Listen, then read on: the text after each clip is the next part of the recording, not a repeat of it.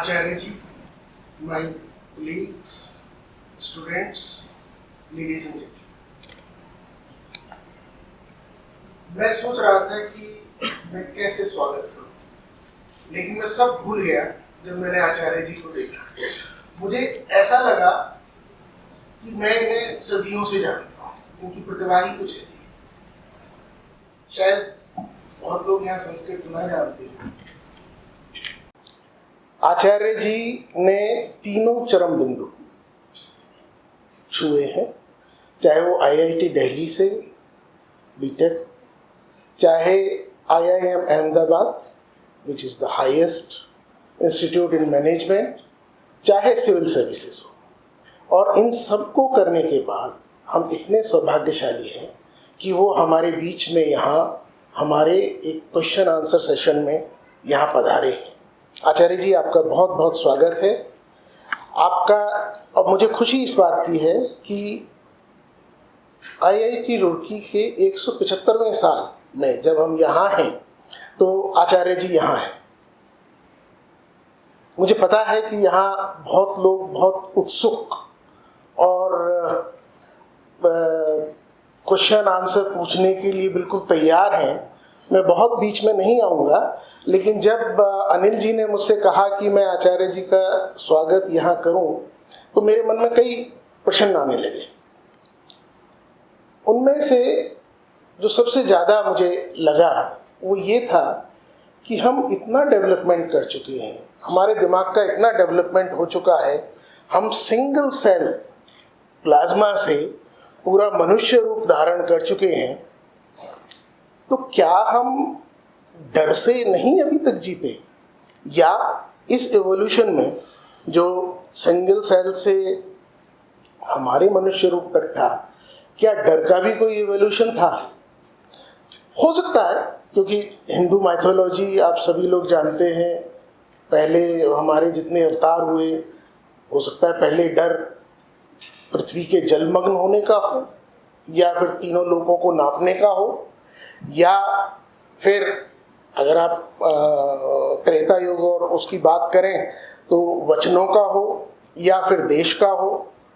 तो डर को मुझे लगता है कि हम समझ नहीं पाए, और हो सकता है कि आज के इस क्वेश्चन आंसर सेशन में हम लोग इसे समझने की कोशिश करें आचार्य जी के सानिध्य में, और वो हमें इसमें गाइड करें।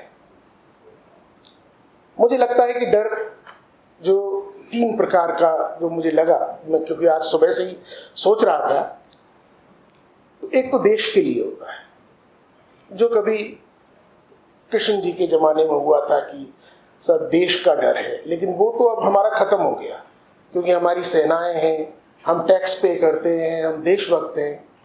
दूसरा समाज का होता है। समाज में आचार्य जी जैसे लोग होते हैं जो समाज को सुधार कर ले जाते हैं, और हमारे धर्मगुरु हैं। एक इंडिविजुअल डर होता है जो हमारे मन में बैठा हुआ है। मुझे लगता है कि आज उसी के लिए हमको यहाँ सॉल्यूशंस मिल जाएंगे, और ये वो डर है जो ऐसी चीज़ों से है जो फिजिकल वर्ल्ड में है ही नहीं, जिनको हम देख ही नहीं पाते, जिनसे हम बस डरते रहते हैं। तो मैं आप सब लोगों का स्वागत करता हूँ, आप सब लोगों से रिक्वेस्ट करता हूँ कि आप क्वेश्चन आंसर सेशन में अगर आपका कोई क्वेश्चन है मन में और दूसरे ने पूछ लिया है तो उसे रिपीट ना करें, क्योंकि हमें बहुत थोड़ा समय मिला है आचार्य जी का, और उसमें मैं चाहता हूँ कि मैक्सिमम सॉल्यूशंस हमको मिले। इसी के साथ मैं आचार्य जी का एक बार फिर स्वागत करता हूँ, और मैं बीच में से हटता हूँ आप सब लोगों के लिए। Please give him a big applause. Thank you, sir. I would now like to invite Acharya ji to come up on the stage and request our Dean of Finance and Planning, Mr. Sharma sir, to felicitate.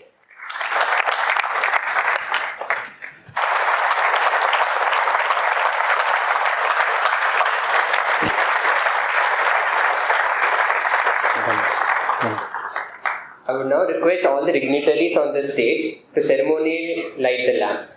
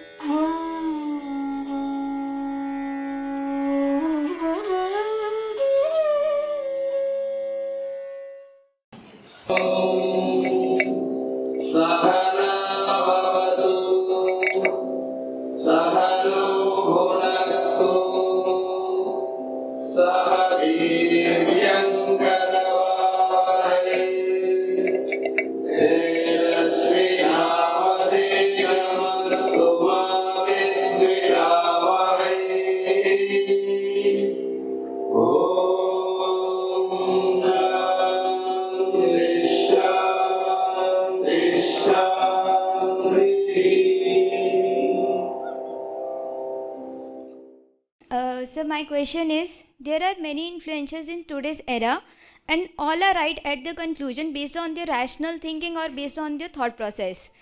And as listeners, we just grasp the conclusion, but we don't get behind the thought process.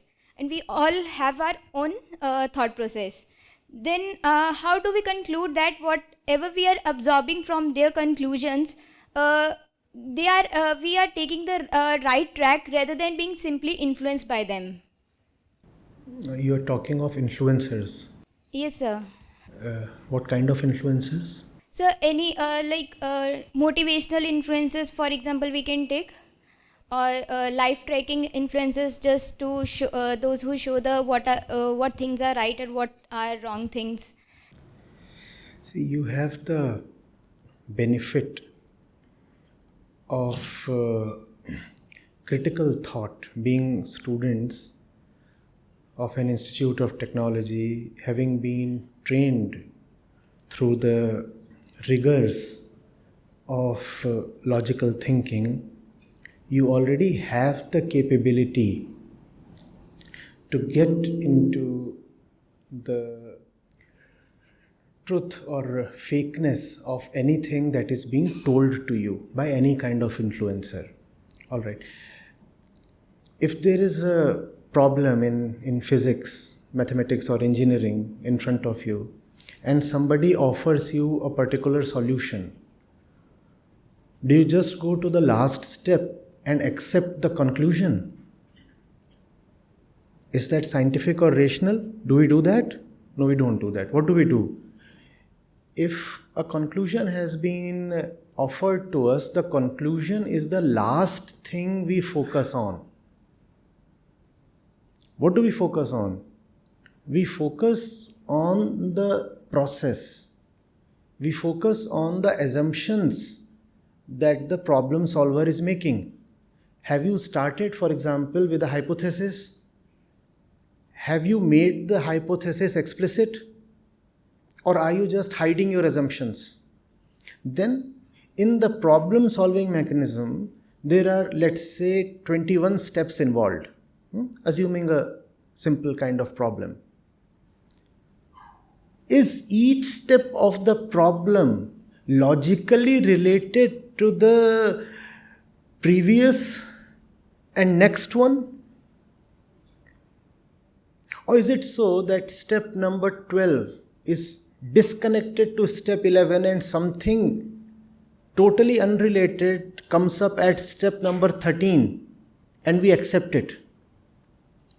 How does one step follow from the preceding one? Right?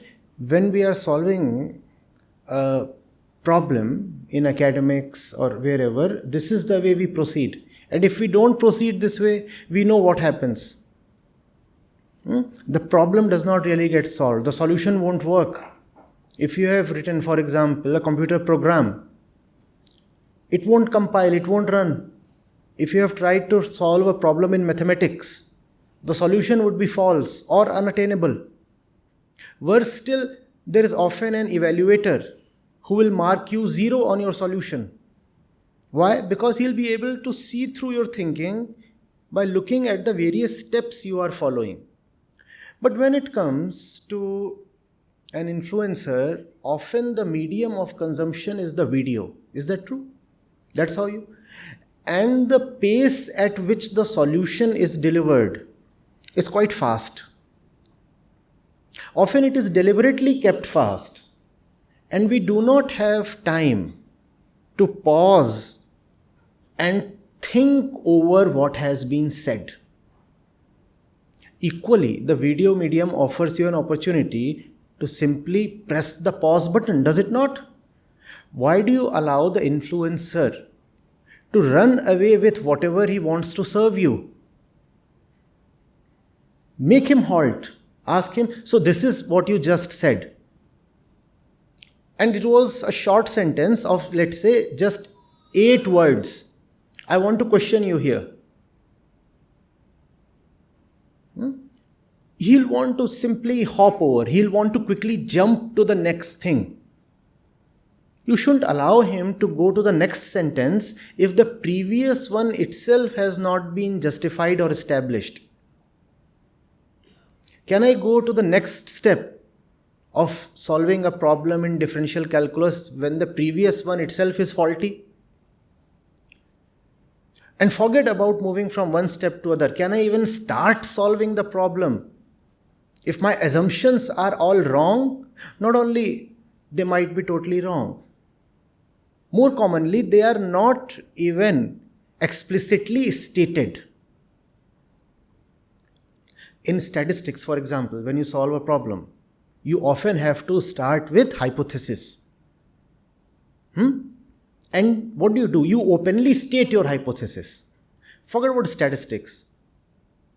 When in class 6, we were dealing with basic ideas of congruency, etc. And there were problems. How did we start? Let there be a triangle ABC. And then there is a similar triangle XYZ. And this was stated right at the beginning of the solution. Is that not true? You are making your assumption obvious.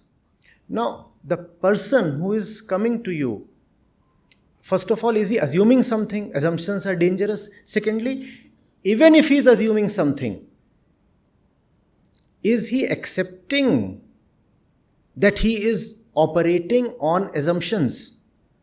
That does not often happen. And we lack both attention and time. So for example, a YouTube video comes to you and you start watching it, and within 5 to 7 minutes, something just runs over you. We have not been trained in critical thinking when it comes to matters of life.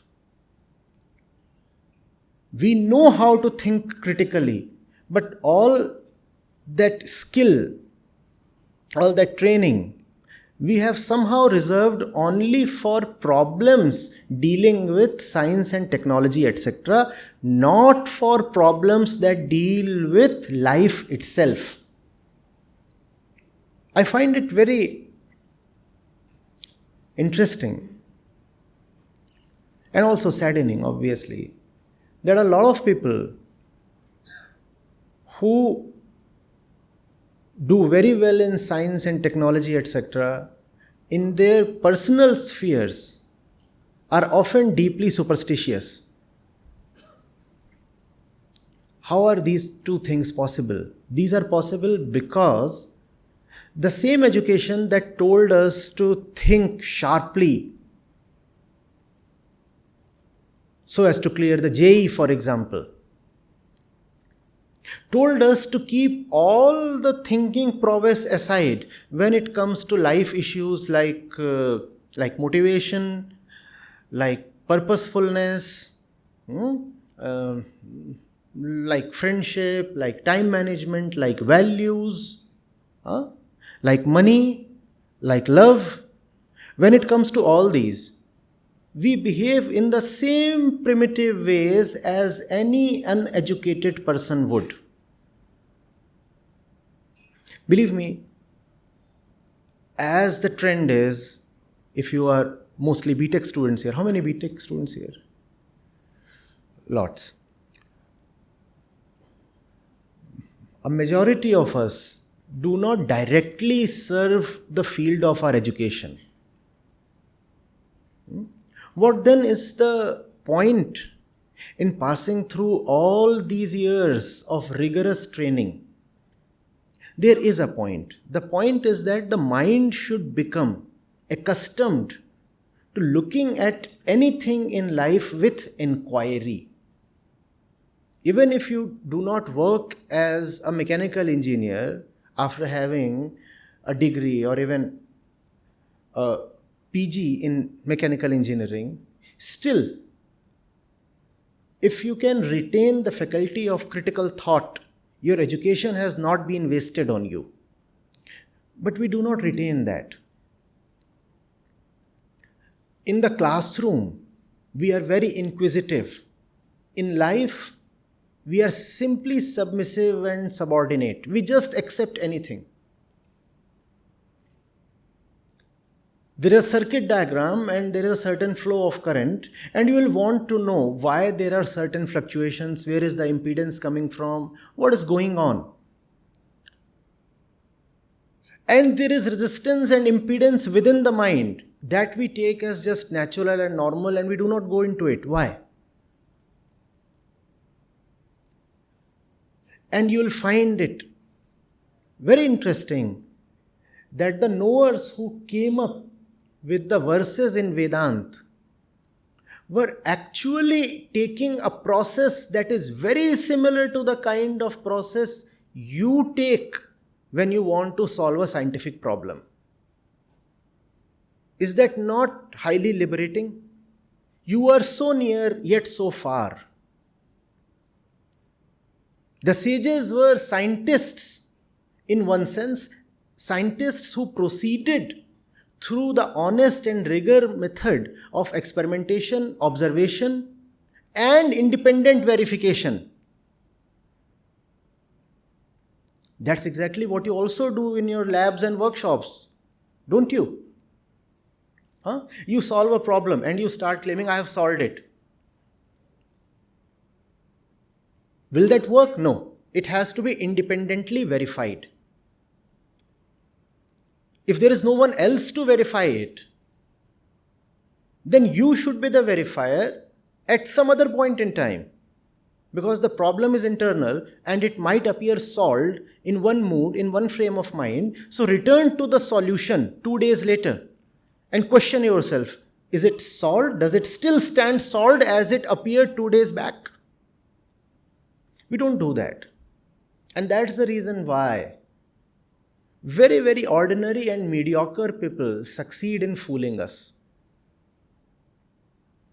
I appreciate the question. People with very little worth, very little understanding of life are able to preach even to distinguished audiences like the one here. How does that become possible?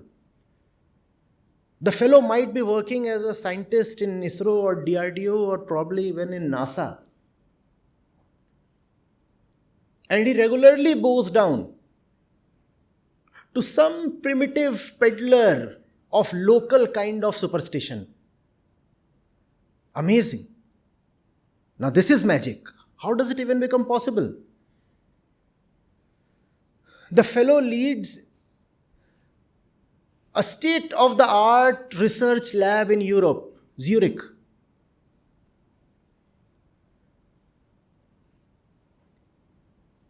But cannot begin his day without looking at one particular direction in the sky, eating one particular kind of dairy product.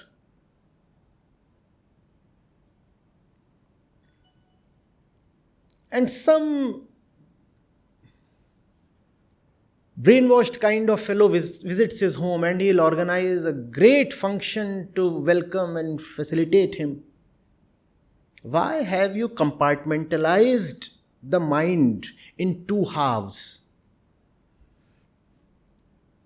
Why do you say that mathematics has to be applied only to numbers? Mathematics is not necessarily numerical.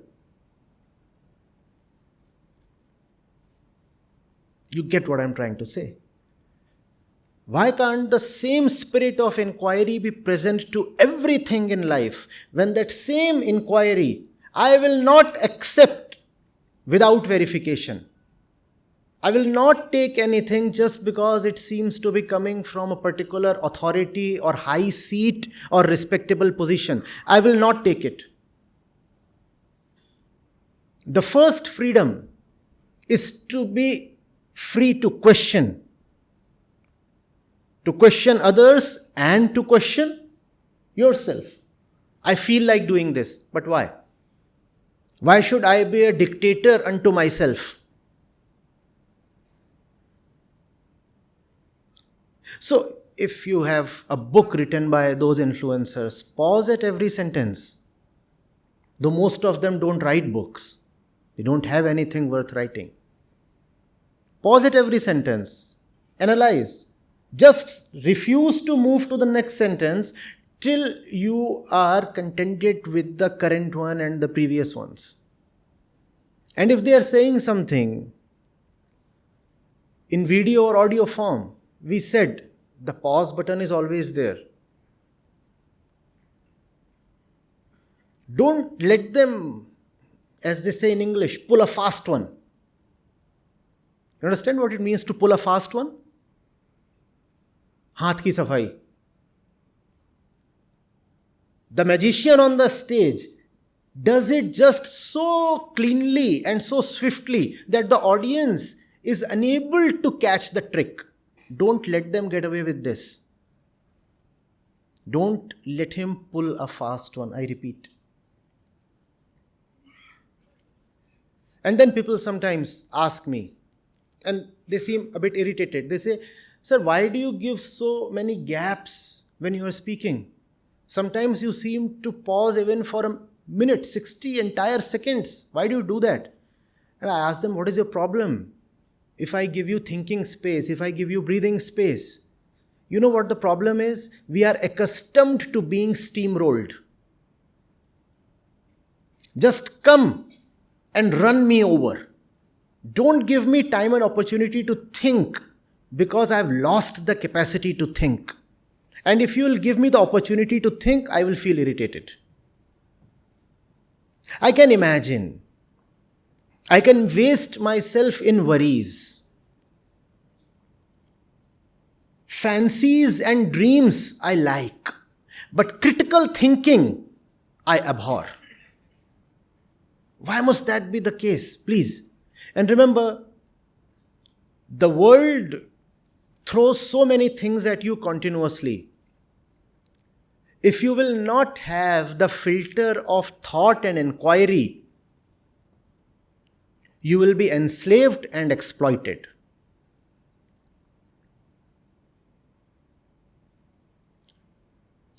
You live in a world full of ignorant beings. And when you are ignorant, you are violent and exploitative. That's a rule. When you are ignorant, you do not know yourself. When you do not know yourself, how do you take care of your anxiety and lack of fulfillment? You try to do that by exploiting another human being or animal or whatsoever is there in the world. You have too many desperate people around you, and they do not know what they are desperate for. But they feel the unease. They feel the internal pain and anger. So they'll do anything to somehow get rid of their suffering. And how do they want to get rid of their suffering? By exploiting others. Why do you want to become the fodder for somebody's ignorance? And this information explosion has in some way made things worse. You see, take the example of your campus. All the right kind of knowledge that a young person really requires was available in this campus even 30 or 80 years back, was it not? You had a well-equipped library always. No? So if you wanted the right knowledge, it was always there. You would be having a central library, you will be having departmental libraries, you would be having libraries even in your hostels. So the right knowledge was always there, even much before the information revolution, right? So what has the information revolution given you? The right thing that you wanted was anyway always available. I'm taking the limited example of this campus. What has the information revolution given you? It has given you all kinds of junk knowledge. And when this limited mind space is crowded with junk knowledge, you are left with no space for right knowledge. It would be interesting to see whether in the campus, attendance in the libraries has really increased over the last 2 decades. Or if you have an online library system, the access has really multiplied over the last 2 decades. There is nothing called ignorance. There is nothing called absence of knowledge. There is just rubbish knowledge crowding out the right kind of knowledge. And that is what we are seeing today. Floods of influencers and motivators and whatnot. And what are they giving you? They are giving you the inability to go to the right places that can illuminate you. You have only 24 hours in a day. You have only so much of a attention span. And you have only 80 years in your life, max. If a lot of that is taken away by rubbish, what are you left with to devote to the right things in life? Please tell me. Nobody will tell you, do not go to the right things. If they openly start telling this to you, the matter will become too explicit and you will rebel. No. You will rebel. If I ask you, for example, here, how many of you have read Khalil Gibran or Jiddu Krishnamurti or Lao Tzu? If I ask you, how many of you have read even 2 Upanishads? The answer will not be very encouraging. What is the reason? Are these texts not really available? Is that the reason? Are we living in some primitive ancient tribal village? No, that is not the reason. In fact, those texts too are more easily accessible today than they were 30 years back, right? But if you go to bookshops today, you will not find a single book by J. Krishnamurti. That was not the situation even 10 years back. What has happened? What has happened? Or you go to the Krishnamurti YouTube channel. The stats there will surprise you. What has happened? What is the information revolution giving you then? It is just taking you away from the right things. Probably as a proportion of population, more people were reading Krishnamurti 30 years back than they do today. Probably more youngsters were reading the Upanishads 30 years back than they do today, even as the Upanishads have become more easily available. Don't you see what is happening? They will not tell you openly that they are taking you away from Vedanta. They will not say, don't read Vedanta. They will simply say, oh, please watch my new motivation video. Now you had only 1 hour, and that 1 hour has been taken away by that junk video. How will you now read Rumi's poetry? And also, after watching that 1 hour, that motivation video, you are mentally degraded to such a level that Rumi's poetry will become incomprehensible to you. If you are a fan of most of the popular influencers in social media, it is very difficult that you will be able to appreciate anything that is subtle, valuable, rich or high. It won't happen. These 2 things can't go together.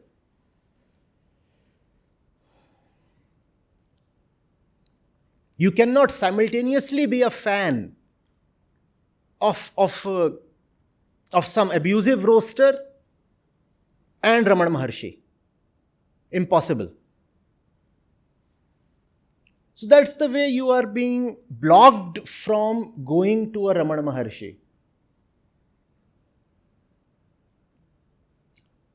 this inundation, this very flood of social media influencers. And not only social media, from all fields. Even sports persons have become social media personalities. Even politicians are now social media personalities.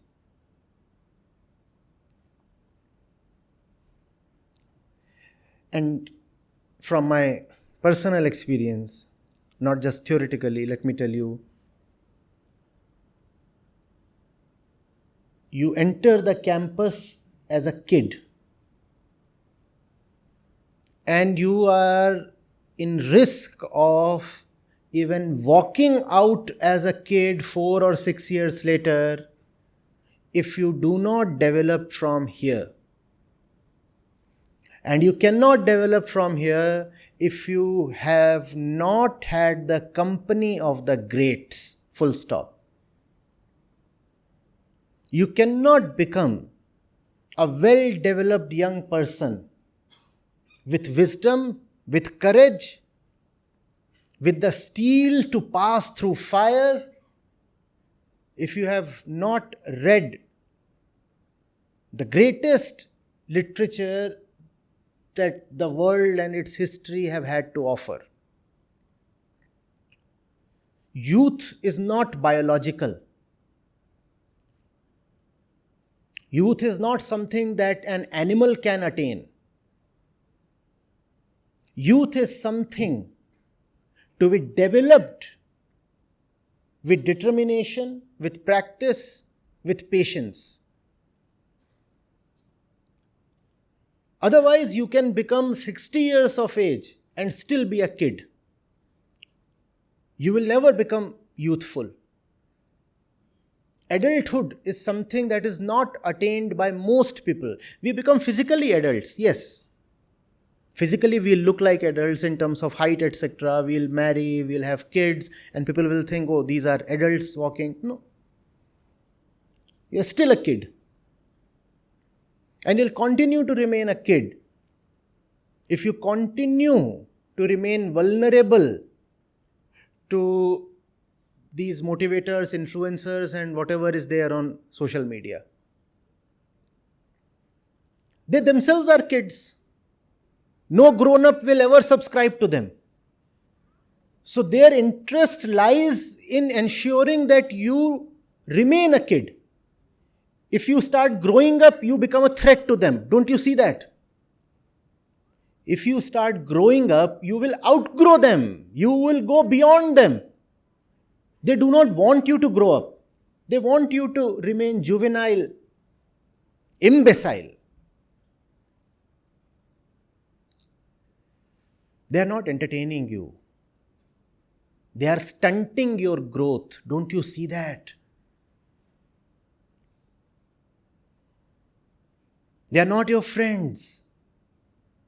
They are not doing any good to you. They have an agenda. And they are pursuing that at your cost.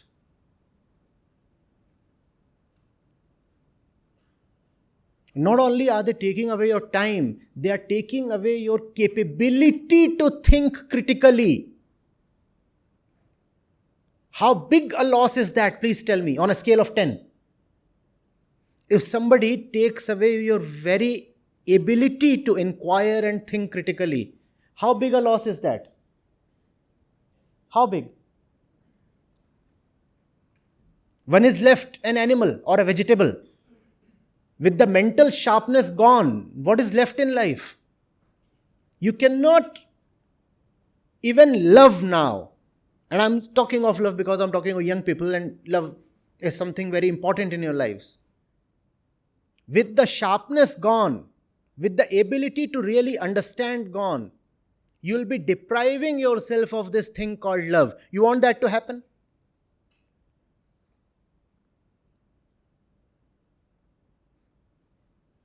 Please be very cautious.